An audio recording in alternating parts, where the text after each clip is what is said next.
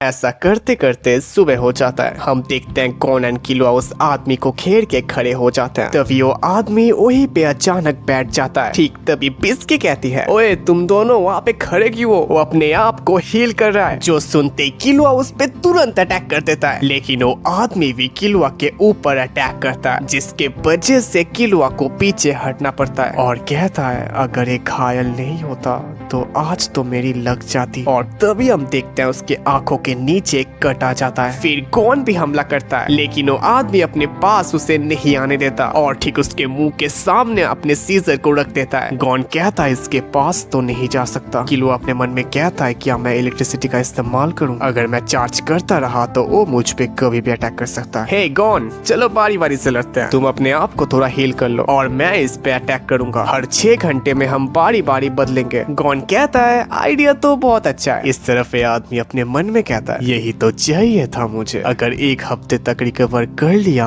तो बस इतना ही काफी होगा। फिर इन दोनों को खत्म कर देना कोई बड़ी बात नहीं होगी। लेकिन हम सबको तो पता ही है गॉन एंड किलुआ का पोटेंशियल कितना है। और तभी हम देखते हैं गॉन एक पत्थर में जोर का पंच मारता है, जिससे वो एकदम से टूट जाता है और इसे देख के बिस्की भी इम्प्रेस होती है। फिर गॉन एक पत्थर को उठाता है और सीधे उसकी तरफ अटैक कर देता है। वो आदमी कहता है ये क्या है? ये पत्थर को ढाल की तरह इस्तेमाल कर रहा है। फिर बिस्की कहती है वे तुम इसे अकेले नहीं हरा सकते। किलुआ कहता है बात तो सही है। और जो देख के किलुआ भी एक पत्थर को उठा लेता है और दोनों दो तरफ से अटैक करने लगते हैं। और उन दोनों का प्रेशर इतना ज्यादा था इस आदमी को आराम करने का टाइम भी नहीं मिलता। फिर वो अपने मन में कहता है अगर ऐसा ही चलता रहा तो फिर मेरी लगने वाली है। फिर बिस्की कहती है लगता है इसे चोट लगा था, लेकिन आधे दिन के अंदर थका देना ये काबिले तारीफ है। इन तीनों को पता है उनकी जिंदगी अभी दांव पे लगी है। ये उतना बुरा भी नहीं है। ये बच्चे असली डायमंड्स हैं। गॉन की आंखों की चमक, इसके अंदर बहुत ज्यादा पोटेंशियल है। अगर इसे प्रॉपर ट्रेनिंग दिया जाए तो ये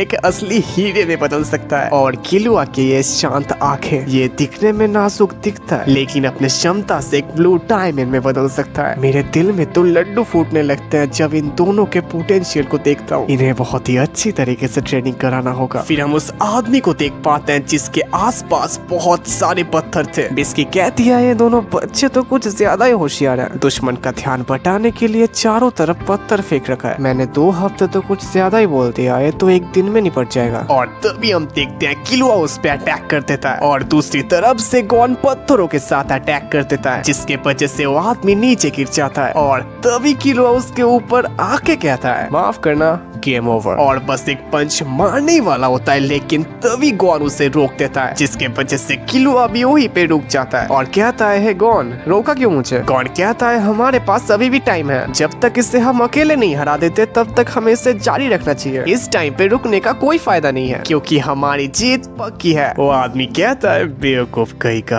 अब मेरी बारी, चीर दूंगा मैं तुम्हें। गॉन कहता है हाँ जरूर, पर कल तक वेट करते हैं, तुम्हें थोड़ा आराम कर लेना चाहिए। किलुआ अपने मन में कहता है बात तो ये भी सही है, अगर घायल इंसान को हराया तो हम किसी और से जीत नहीं पाएंगे। फिर हम देखते हैं तीनों मिलके रात में थोड़ा रेस्ट लेने लगते हैं, जिसका फायदा उठा के वो आदमी वहाँ से भागने की कोशिश करता है, लेकिन गॉन एंड किलुआ उसे तुरंत सेंस कर लेते हैं और भागने की कोशिश कर रहा है। तभी ऊपर से बिस्की कहती है तुम इन्हें बेवकूफ नहीं बना सकते, तुम्हारी पोटेंशियल इनके सामने कुछ नहीं। सीन शिफ्ट होता है, हम उस आदमी के एक बचपन के सीन को देख पाते हैं जहाँ पे उसे रास्ते में एक वॉलेट मिलता है और तभी वो सामने देखता है एक औरत अपने वॉलेट को ढूंढ नहीं पा रही थी। वो लड़का उनके पास जाके कहता है आपने ये गिरा दिया, लेकिन वो जैसे ऊपर देखता है वो काफी ज्यादा हैरान हो जाता है क्योंकि उन दोनों ने उसे देख के कुछ अजीब सा चेहरा बना लिया था। और तभी हमें पता चलता है वो आदमी असल में एक सपना देख रहा था। फिर सुबह हो जाता है, वो तीनों फिर से लड़ने लगते हैं। ऐसा करते करते 5 दिन बीत जाते हैं। किलुआ अपने मन में कहता है ये बहुत ज्यादा धीमा हो चुका है। नहीं, हम तेज हो चुके हैं। मेहनत रंग लाती है जब दाव पर जान लगी होती है। ऐसा करते करते 7 दिन बीत जाता है और उस आदमी को इनके साथ अकेले में लड़ने में भी काफी ज्यादा दिक्कत हो रहा था। वो आदमी कहता है मैं ऐसे कभी भी जीना नहीं चाहता था ऐसे जीना। ठीक तभी हम उसके बचपन को देख पाते हैं जहाँ पे उस कपिल ने उसे बहुत बेरहमी के साथ मारा था और वो ऐसा समझ रहे थे कि इसने इसे चुरा लिया और वो आपस में झगड़ने लगे थे। ये लड़का कहता है मुझे इनाम नहीं चाहिए था, मैं शुक्रिया भी नहीं चाहता था। और तभी हम प्रिजन में देखते हैं जहाँ पे गॉन ने उसे हरा दिया था और कहता है मैं तुम्हें कभी नहीं हरा सकता, मार दो मुझे। लेकिन गॉन कहता है लेकिन मैं आपको मारूंगा क्यों, आपने तो हमारी ट्रेनिंग में मदद की है, आपका बहुत शुक्रिया। तभी वो आदमी कहता है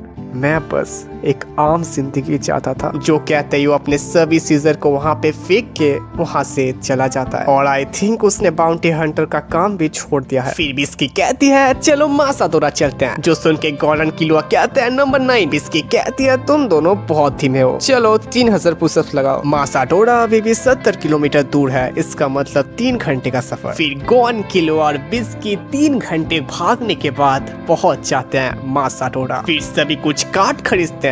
बिस्की कहती है बहुत हो गया, चलो फिर से वहाँ पे चलते हैं। जो सुन के गॉन एंड किलुआ तो काफी हैरान हो जाते हैं। फिर हम देखते हैं वो तीनों फिर से वहाँ पे आ जाते हैं। फिर बिस्की कुछ चीजें निकाल के कहती है हम मासातोरा फिर से चलेंगे, हालांकि इस बार हम पूरे सीधे चलेंगे। किलुआ कहता है सीधे का मतलब तुम कहना चाहती हो? बिस्की कहती है हाँ तुमने बिल्कुल सही समझे, चलो खुदाई स्टार्ट करो। फिर हम देखते हैं गॉन एंड किलुआ खुदाई स्टार्ट कर देते हैं। एक बड़े से चट्टान को खोदने के बाद ये काफी ज्यादा थक जाते हैं। आराम करना है तो सीधे बैठो, आज से तुम दोनों ऐसे ही सोओगे, रस्सी को बिल्कुल मत छोड़ना और ऐसा भी हो सकता है मैं इसे खुद ही काट दूं, इसीलिए दिमाग का एक हिस्सा होश में रखना। किलुआ अपने मन में कहता है डैड ने मुझे ऐसे ट्रेनिंग कई बार करा चुका है और वो इस चीज को काफी आराम से कर लेता है। और हम गॉन को देख पाते हैं जैसे ही उसका आंख बंद होता है और रस्सी छोड़ देता है और पत्थर उसके सीधे आके उसके सर में लगता है। बिस्की कहती है अगर ये गिर गया तो फिर से ऊपर लगाओ। फिर हम सुबह के सीन में गॉन के सर को देख के समझ पाते हैं उसके सर में बहुत सारे पत्थर गिरे होंगे। सीन शिफ्ट होता है, हम नेक्स्ट दिन देख पाते हैं बिस्की ने और भी ज्यादा बड़ा पत्थर बांध दिया था, जिसे देख के किलुआ गॉन के लिए थोड़ा परेशान हो रहा था। लेकिन गॉन कहता है चिंता मत करो मैं बिल्कुल ठीक हूँ। और जैसे ही रात होता है वो पत्थर सीधे जाके गॉन के सर में। फिर हम सुबह के सीन को देख पाते हैं, गॉन कहता है ये पत्थर काफी ज्यादा हार्ड है, इससे खोदा नहीं जा सकता, मुझे लगता है अपने नैन पंच का इस्तेमाल करना होगा। ठीक तभी उसे एक आइडिया आता है, हे किलुआ खुदाई के समय का तुम अपने ऑरा को इस्तेमाल कर रहे हो, सावल को अपने शरीर का हिस्सा समझो, इससे खुदाई बहुत ही आसान हो जाएगी। इन्होंने टैन और सू के नए नियम को सीख लिया है जिसका नाम है सू। मासातोरा पहुंचते ही अपने फर्स्ट स्टेज को कंप्लीट कर चुके होंगे और इसी के साथ एपिसोड भी